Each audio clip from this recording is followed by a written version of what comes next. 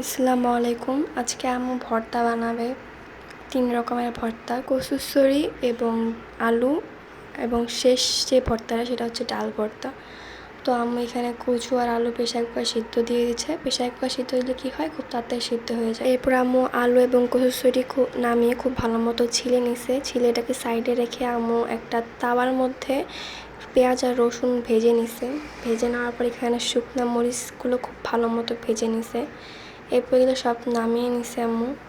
নামিয়ে নেওয়ার পর এখানে শুকনো মরিচ আর পেঁয়াজটা খুব ভালো মতো মাখিয়ে নিছে সরিষার তেল দিয়ে। এরপর রসুনগুলো হালকা হালকা করে চটকে নিচ্ছে, বেশি চটকায় নেই।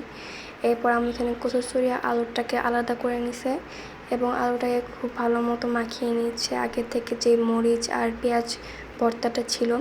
এরপর আমি এখানে সরষের তেল দিয়ে খুব ভালো মতো মাখিয়ে এটাকে সাইডে রেখে দিবে। সাইডে রাখার পর এখানে যে কচুর ছড়িগুলো ছিল সেগুলোকে আম্মু খুব ভালো মতো, মানে বেশি না, হালকা করে চটকিয়ে নিছে।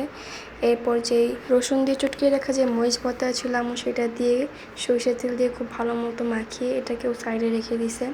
সাইডে রাখার পর এই যে দুইটা ভর্তা আম্মু এটাকে সাইডে খুব সুন্দর করে রেখে দিছে। এরপর আগে থেকে সিদ্ধ করে রাখা ডালের ভিতর আম্মু মরিচ পাতা দিয়ে দিয়েছে। আমাদের পাশে যেহেতু একটা পিচ্ছি আছে, ওর জন্য ডালটাকে একটু পাতলা রাখতে হয় এবং ঝাল খুব কম দিতে হয়। এরপর আম্মু স্বাদ মতো লবণ দিয়ে সরষের তেল দিয়ে এটাকে খুব ভালো মতো মাখিয়ে নেবে। আজকের মতো বিদায় নিচ্ছি। আল্লাহ হাফেজ।